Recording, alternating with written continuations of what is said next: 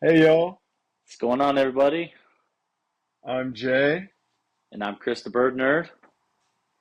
and we We are are the the Bird Bird Brains. Brains. Wow, that See, was that one's really gonna off be on my all. end. Oh, it was dead on my end. God, we can Oh, never really? tell. I don't know. It's, So, it's either off on my Aladdin, end or on yours. I don't know. there you go. You get the behind the scenes. So if you're just listening, you wouldn't know yet, but there we have a new guest this week. We're very excited to introduce Aladdin from Ohana Feathers. Aladdin, welcome. Thanks for joining us on the podcast, man. And we're Aloha grateful to all. have you. All Aloha right, so all. Thank the you for having me here. My name is Aladdin. I'm from Hawaii. Yeah. Awesome. And So if the Aloha didn't give it away, we've got actually, I guess this will be our first guest, not from the continental United States, but This still is the true. United States. Although you weren't born in Hawaii, correct? that's correct. I was born and raised in the Philippines and I moved to the United States when I was 15. Remind me later, Aladdin. I want to tell you a funny story about the Philippines. So where in the Philippines were you born? So I was born in Luzon. It's a province Yeah. called Isabela. So that one's like we are in the valley, so it's really hot, but we are also in sort of like in the rainforest area. So there's like a lot of wildlife over there.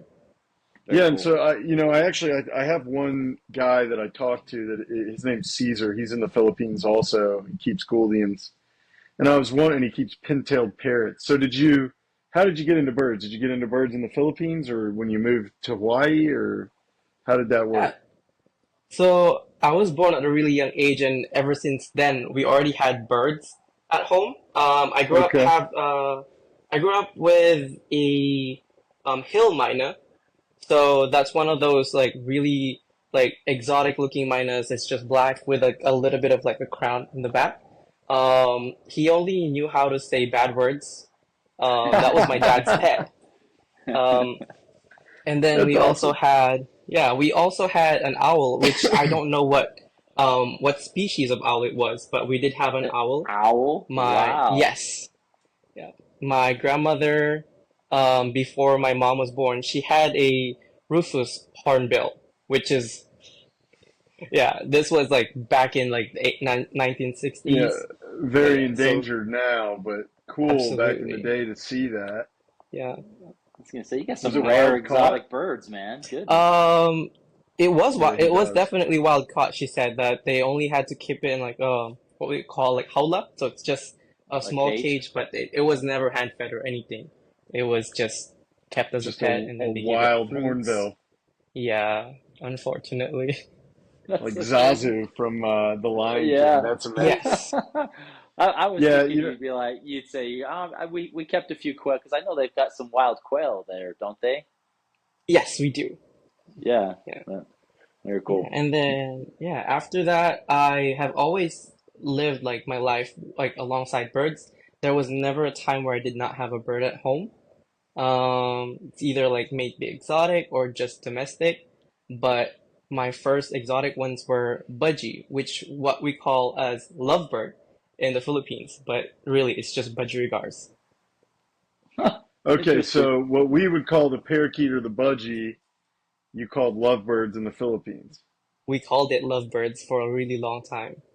Isn't that interesting? And that's funny because, they're an African species, so for them to be in the Philippines in the first place. So, okay, Huh. so you moved to Hawaii when you're 15, Yes. and you're older than that now, and you're keeping birds. So what birds do you have now? Let's go right there. So yeah. So right now I do have two Burke's parakeet, one conure, some African waxbill. So I have the gold-breasted, African firefinch, starfinch. I do have Gouldian finch and red cheek cordon blue, chestnut munia, a lot of society finches, and have I said buttonquets? Yep, so far. Nice. That's a good That's a that's a cool good little variety of collection. birds, It yeah. is, yeah. I love them. And I love everything I have right now. Are you in a community aviary? Do you have different breeding cages? How are they set up? So I have about 19 setups. I have two bigger aviaries. Both of them are 8 feet long. Um, I also do have long flights, and then I have like which is about 6 feet long. I also have a which is 3 feet, and then I do have another flight cage that's 4 feet high, 3 feet wide, and then like the rest of my birds are kept in a conure habitat size cage. So each cage has two birds, so just one pair per cage, and it's about the size of a conure habitat. Yeah. Wow. Okay. hmm What kind of And conure do you have, I Aladdin? do have a green cheek conure. His name Green is cheek. Okay. Corn with a C. Yeah. Nice. Very cool. okay. And how old is he? So he is 3 years old. He's almost turning. He's turning 4. In August actually. The nicest bird out there. Like not the loudest, thank goodness. I just really love him. My whole family loves him actually. My dad's really attached to him. So he's like your pet bird. Yes, although all of them, majority of them is. So, my two bird sprocket are my like shoulder companions in the aviary. Ah, very cool. So like Yes. Mikey for Chris.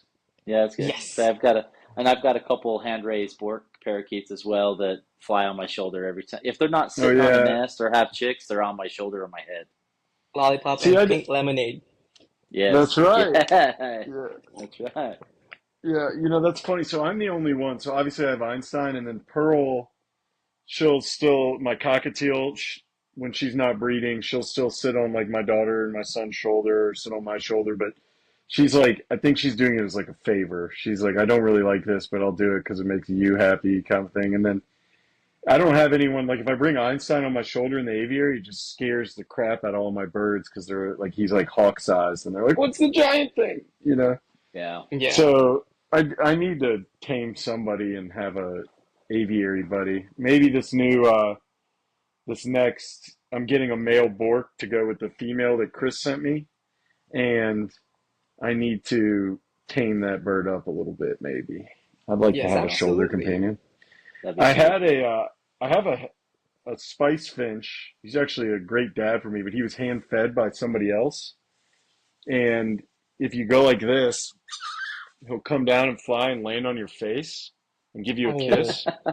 But sometimes he bites like my nostril, and their beaks are so sharp that it like made me bleed a couple of times, and so I stopped doing it because Oh wow. I'm like this they bird, are. like he's not trying to, but he starts like playing with my nose and it hurts. So I was like, So okay, well, I'm not gonna keep doing that. so you're telling me, Jay, I mean there's some people out there with legit fears of birds. I work with a couple. What you're saying is a prank, you need to have them go in and do that and just have them come bite their face. And I'm just kidding. No, we Yeah, we love if all. somebody breaks into my aviary and does a very Yeah, there you go. specific thing, he will attack. Um, Yeah. so Attack yeah, you with so love. yeah, Aladdin. So I've seen you have cool socials, and so I've seen your aviaries. But do you want to talk about them a little bit more? So obviously they're planted, and then you've obviously got a great climate for birds. Yeah. You're in the South Pacific. I mean, you're in the home range for a lot of the species, And basically, Yes, absolutely. latitude wise. I'd love to hear like your two larger aviaries. What do you have in there? Is it a mixed community flight? Are you specific to certain breeds within those bigger cages? What are your setups and your breeding techniques along with, the Planet Aviary and what you have? Okay, yeah, so you're right about me being in almost the perfect climate, except for Forbes parrotfinch, unfortunately. It is still getting cold that it keeps getting them, throwing them into molt, when I had them earlier this year. But for my two, bigger aviaries, one of them has only 4 birds at the moment, so it's my Burke's parakeet. They're two males, they're brothers, hand-fed, and then my pair of gold-breasted waxbills, which are sitting on 4 eggs. 3 of them are fertile, and I'm praying that I Nice. get all those chicks. It's gonna be a lot of money, but I'm willing to do it just for the sake of saving the species. in Hawaiian Yeah, aviculture. and we need to get into that in another episode because Hmm. that's an episode I want to have you back for to talk about bird legislation and import and export rules. So you're in the United States, but you're on this Yeah. island, couple thousand miles or kilometers away, Hmm. and you have different rules than we do in the continental United States. And we've talked about that extensively, before, in our messaging back and forth, because you have, Yeah. like in Hawaii, for instance, St. Helena's waxbills that Hmm. are invasive and plentiful, and it's like, Injurious. man, Yes. if we could just figure out how to get a couple hundred of those rounded up and shipped over, we'd be in good Right. shape. Would this podcast be Yeah, paid for? for sure. Yeah. So. So we do need to talk about that. But so your gold breast, have you Yes. bred any successfully in the past? Yes. So last year I did end up with 17 chicks on the perch. This For year, real? Is out this of all from one yes, pair? yes, one pair. I Yeah, have started that's with Wow. one 17 pair. more than I'm getting. Yeah. Oh, that Yeah. 17 more than 95% of all of America is getting. That's crazy. Yeah. 99%. Yeah. But that's out of 30 eggs. I mean, that's a Hey, good, still, I mean, 50-50 that's a odds right great there. hatch rate. Yes. Yeah, I mean, and so what's your advice, right? For those, me, right? I'm trying to breed my gold breast. Is it keeping them kind of in their own big aviary with a lot of privacy that does it for them? Is that the Yes. mistake I'm making? Yes, absolutely. You have, like, in my experience, I really have to keep it just them in the aviary. They can share it with the birds, but I have not had success with them sharing it with the red cheek cordon bleu because my female cordon bleu actually kills off any eggs that she sees in the nests. Huh. My Interesting. firefinch would always try to bother the male when he's incubating, so it kind of like steals all the time from the incubation period. And one more important thing that I would advise with everybody is like never run out of like live food. Um, Seeds could be really hard to digest for baby gold-breasted waxbills, especially on their first 10 days. Like the parents don't even feed them seeds. In my experience, they don't even feed them seeds until they're out of the nest, actually. Well, Wow. because when they hatch, I mean, we're talking about, if you don't know what a gold-breasted waxbill is, look it up. Teeny They're tiny. sometimes called orange-breasted. They are not by weight, but by size, the smallest finch. And so when the babies come out, they're really tiny, I would assume. I mean, Yes, their I'll send you eggs are guys a picture tiny. of that. Yeah, please do, and we'll post it Yeah, here. yes. Yes. My friend always has a really unhinged way of describing what it looks like, but they're really tiny. They weigh less than a gram actually when I try to weigh one. Um, Wild. I did hand feed one, and this was because I only worked like 4 hours at a time, and I had it with me, so I had to hand feed it, and it only took brine shrimp and live brine shrimp and mosquito larvae. If I gave it like any formulas, even the finest ones, it's having a hard time to digest it. And it was a headache getting it to survive the first 6 days because I would always wake up in the middle of the night and it's already been dehydrated. But thank God it made it. Wow. That's so you hand fed a gold-breasted waxbill. Yes, You're the only from day That's person on one. impressive. earth. That's You're the impressive. only person on earth that is doing that. I'm confident. How So, did you find a syringe small enough to even fit in its It mouth? wasn't a syringe actually. It was a It's like a what do you call that? toothpick or something? It wasn't a toothpick. It was a tweezer with a really sharp tip, Okay. and I had to like be very careful not to cut the chick.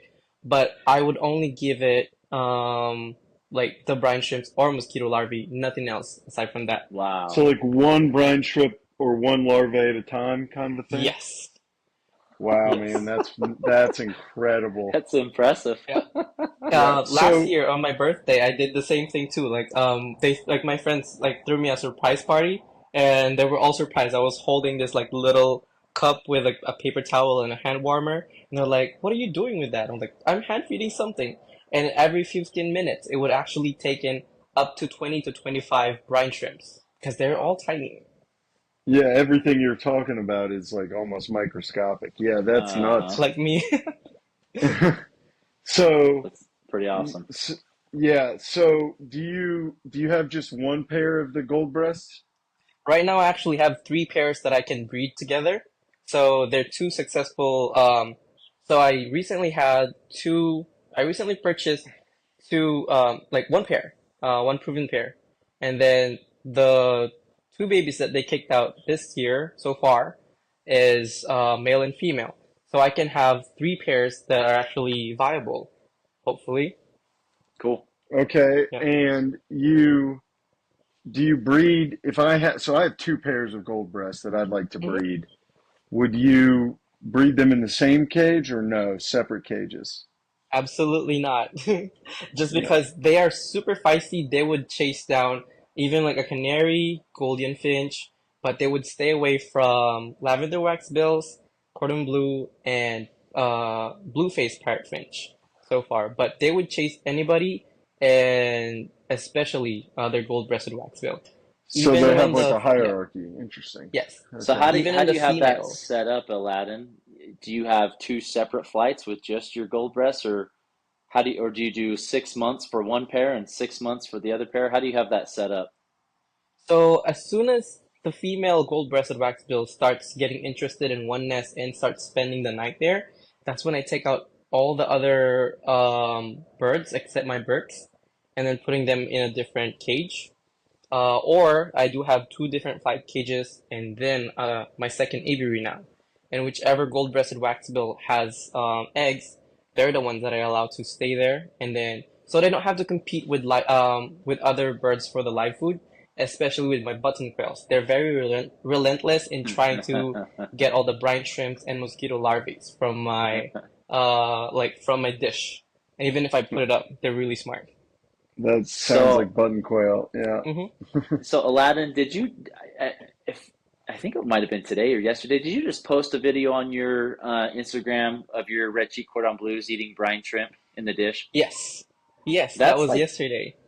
that's like the first time that, and maybe I'm just behind the times, that I've ever seen someone feeding brine shrimp Same. or live bloodworms to their Yes. finches, and it obviously seems to be working. So I'm interested to see. I'd love to know more on that because sometimes I feel like, especially with the wax bills, you give endless amounts of live food, but it's not the right thing. It's always Hmm. like they're wanting something different, and it's hard to figure out what that is, especially with limited resources. So I'd be really interested in trying that and Yeah. seeing if that's like the missing link to the live food. Well, the Yes, brine shrimp absolutely. should be because you can buy those off Amazon in a kit, right? I've Yes. never thought about doing brine shrimp. That should be Yeah. pretty easy to do for a small finch live food. I never thought about Hmm. doing that, but that shouldn't be that hard. Yeah, absolutely. I do raise my own mosquito larvae and this crustacean called fairy shrimp, which is very similar to brine shrimp because brine shrimps are in salt water while fairy shrimps are in fresh water. Right now, I do have four tubs of fairy shrimp and mosquito larvae culture because they all can thrive in the same stagnant, dirty water. So what I use is the water from like when I'm changing the water from my aquariums. And but Ah. yeah, for brine shrimp farmers, they use like actual ponds, and to make the water more murky and dirty, they actually throw in dog food. Can you believe it? I Yeah. believe it. Okay. And I can't do the mosquito thing, but I know you do. I want you to talk about your mosquito thing for a second, because if y'all want to hear like a truly motivated bird keeper that's putting the birds over everything else, listen to how Aladdin does mosquito larvae. This Uh, when you told me this, I was like, this is wild. yeah. Okay. So what I actually do is there's two options. One is using the fish water, the dirty fish water, putting it in a big tub, letting it stay there for only 7 days, maximum seven Outside, days. right? Because You put yes, it outside. outside. Yeah, preferably on the shade as well if you have. Um, but day one, like night one, the mosquitoes are gonna start laying eggs over there. Day two, they're gonna hatch. wait 3 more days, and they're in the harvestable size. So that's already at 5 days. And I harvest every single one of them and dump the water to my garden so that none of those mosquitoes would ever reach pupation or adulthood. So I don't add to the mosquito population. I'm actually getting all the mosquitoes to lay their eggs in my yard so that I can get rid of all those eggs. And then I harvest the larvae. I put them on a clean tap water under the sun, but not to cook them, but just under the sun, under the UV rays. I let them sit there for a whole day, just to kind of purge them from all of what they ate while they were in the dirty water. And then I serve them on a shallow dish, like alive, and that's when my birds actually pick them up. So as far as I've seen, my chestnut munia, my scaly-breasted munia when I had them, especially my starfinches, and all my waxbills, they love to eat them. Huh. Once in a while, my not verbs, my birds would get really curious, and I would see them start eating some of the mosquitoes if they can catch them. And so you just constantly rotate these tubs so you always have a fresh supply? Yes. So in like what sometimes I only do it once a week actually. So I would have like right now I have this 4 tubs, and those can actually go like a long way for me because once I harvest the mosquito larvae and they have no food, they actually would just pause from growing and they won't even try to like pupate. They're just gonna wait till there's enough food again, and then they're gonna restart growing. Um, but it would last me about 3 days for that 4 days wait, and I already start like a different culture S- then. So you store them in just tap water after that? Yes. Okay, so they stay alive because they can breathe in the tap water, but Hmm. there's no more food. Yes. So, okay. Yeah. But do you think any of them ever hatch? Like, do you think you're making any mosquito adults? There's a second type of mosquito that actually can go dormant when the conditions aren't right, and that's the one that I'm concerned of. But I make sure that I give it a little hope sometimes to I wash the tubs really well or hydrate it, and then as soon as I see that it's trying to come alive again, I dump that one, and just to make sure that that particular mosquito does not thrive in my environment. I was gonna say, And I then wonder if you could even put like a really fine mesh over the top of them, so if something does hatch out, it's still confined within the tub or something like that. I don't know. Yeah, you could yeah. after the first couple days, you could cover it with mosquito net. That's a good idea. I'm Yeah. afraid I'd come out there one day and there'd just be 1,000 mosquitoes waiting Yeah, under the that net. I was gonna Plus, say, and that, ladies and gentlemen, is the reason why I do not successfully breed wax bills because I'm not that dedicated as you, Aladdin, Yeah, and think outside of the box. But honestly, that is so cool. And I think the more, especially in the continental United States, the more and more that we're finding that most of our wax bill species are very far and few in between, right? Few and far in between. yes. I think we're gonna need to start looking into stuff like this to see how we can save what we have left and Yes. continue motivating them to breed and breeding them successfully and things like that. So it's just another option in the world of wax bills and finches that are very difficult to breed and very heavily dependent on insects. I thought that's just really cool, and um, kudos to you, man, for thinking outside the box and using nature as as your a pet Thank store you. and resource. Yeah. as your resource Yeah. exactly to feed your birds. And so I thought that was really cool. Yeah, Yeah, I'm just absolutely. sitting here trying to think how I can convince my wife that I need to start breeding mosquitoes in the Yeah, backyard. yeah, I don't know. I'm like, yeah, I think I'm Yeah. out on that one. The Um, brine shrimp or the other type of shrimp that you have, Fairy I'd love to shrimps. try that. The fairy shrimps, Yeah, to Absolutely. I'm see going if to I could try try that. that That as I an can get away experiment. with. Yeah, and Yeah. see if Hmm. that actually works. I've got some orange cheek wax bills that I don't know if I'll ever breed them successfully, but I know I have a pair. She actually laid an egg, and I'm like trying to think of different ways to feed them insects without having to either break the bank or introduce a whole another colony of insects that I don't want, and I'm like, man, this shrimp might be the option for me to go because they're small too.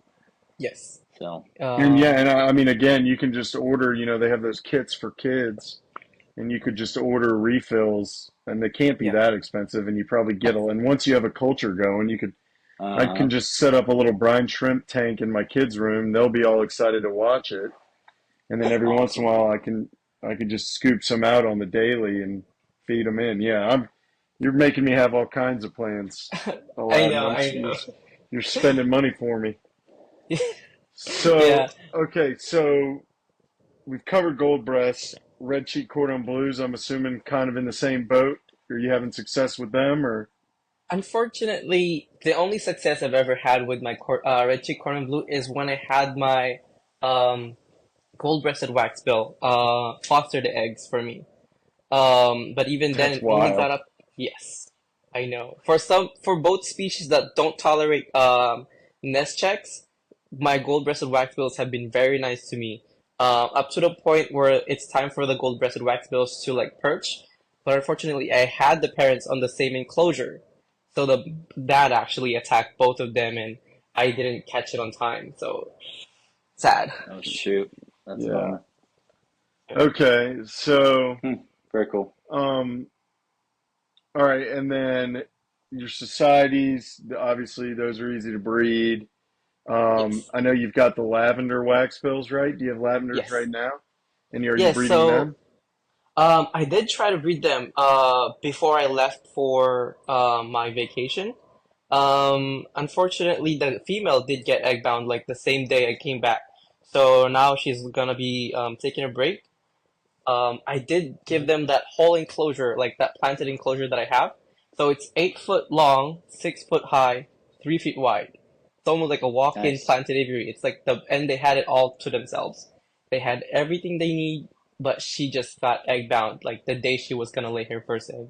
And it Well, was double yolk, unfortunately.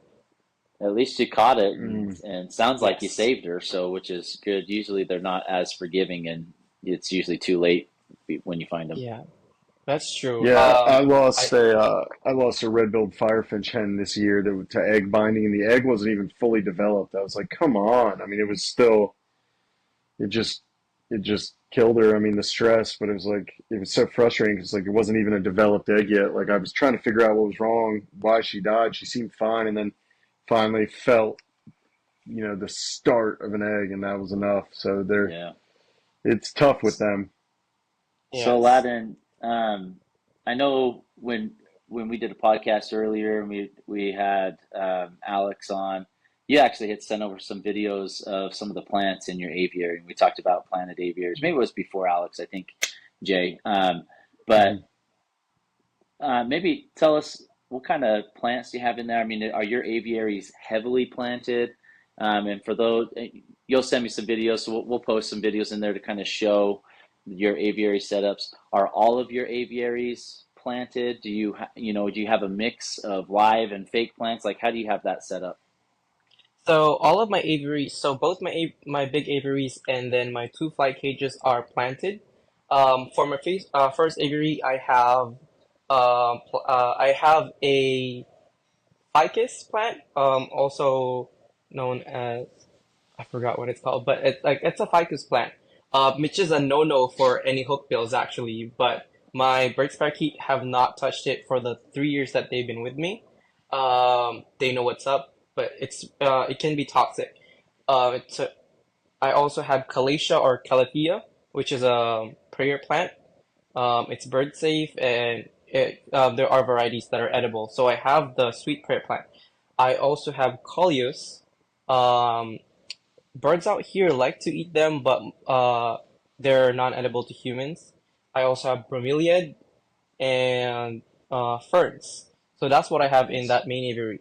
And then I also grow on the ground some millets, rye, oats, and mustard seeds. So I grow those on the ground, and then they have like their own unlimited greens that they can just pick out all the time. And I always kind of Very renew cool. those as soon as they grow on day 12, and I take them all out, and then replant seeds. So it's like a garden inside my aviary. Same with the big I aviary, my second aviary. Very Yeah. cool. yeah, I do some of Um, that too in mine. yeah. I'll just take the seed that I'm feeding, scatter it, and then rake it into the dirt, and then they've Yes. got Yeah. fresh greens all the time. That's a good way to That's do Hmm. it. cool. Very cool. So you're really using what I'm hearing is you're really using the environment that you live in, and it's not, if somebody listening to this lives in Maine, they're not going to be able to do that. But if you live in a subtropical area of the United States, this is something you could be doing is using the environment to your advantage. Absolutely. Yeah. Yeah, Because even my that's second really awesome. aviary has edible plants for for my birds. So I have ivy gourd, which has edible fruits for the birds. Um, I also have a how tree, which is related to hibiscus, which are mostly safe for birds. I do grow since it's like the sunroom, it's like the greenhouse type of aviary. I do grow vegetables over there just for their enjoyment. Like I'm not trying to make them all look really happy types of vegetables. I do have watermelon growing there. Not the happiest watermelon. I have Swiss chard, basil, uh, longevity spinach, and parsley and dill. And so Sounds it's like you like, need to introduce a few canaries to mow down all your plants. Yeah, yeah, don't actually, or not. Yeah. my Do you, chestnut That's munias the got that oh, covered. So, chestnut munias are like locusts, so they're very closely related to society finches and scaly-breasted munias, but yeah. they're like locusts. None of your plants would survive in their presence, especially if you have like four or five in a heavily planted aviary. Like all of your plants are not gonna look pretty at all. Yeah, Yeah. that's the one yeah, thing I well, don't like about canaries is they anything that they can chew on, they will. I mean, they're just as bad as like a hookbill, but for a finch, it's like they just destroy any plant you have. we're a bird podcast, not a plant podcast. That's okay. That's true. I Yeah, can go buy more plants. Yeah. absolutely. Yeah. Yeah. I think I spend more on plants than birds at certain times of the year. So Yeah. Yeah, I'm there's right there that. with you. Yeah. Yeah. When people think about, oh, I'm going to get birds, and then they think, well, I want to start breeding. It's like you don't understand, it's like, what do you know about insects and what they cost? Because you're going to find out. What do you know about Yeah. breeding, nesting material and what it costs? And the You're going to nest find out. boxes and the different seeds Yeah, and yeah, Yes. it's a whole nother level of, it melting your credit card is what it is. it Oh, yeah, really that's is. But true. So but no, Aladdin, I love it. I've got a question for you. And Sure. no, knowing you live in Hawaii, you've got a really diverse selection of finches. To be honest with you, I'm actually really surprised at the different Hmm. types of finches that you have. So, and is there very many options in Hawaii as far as bird selections go? And I'm speaking mostly finches, but you could even expound up into the hookbills. I mean, is it difficult for you to find these species? Can you import them in? I know we probably cover that on a different podcast, but just high level, is was it difficult to find what you currently have? As of 2021, there was no longer any importations of. There was really not a lot of importations of African waxbills. We only get Australian finches now, and then once in a while we'd get rosellas, Burt's parakeet, linealated parakeet, and not a lot of bigger hookbills actually.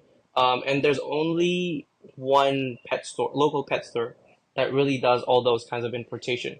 The rest of the pet stores, they kind of only get theirs when it's locally bred. So yeah, it's difficult to find birds here nowadays. Um, there's only, I think, four of us that owns lavender waxbills, and a lot of us have not had any success with them. Gold-breasted waxbills, I counted eight so far.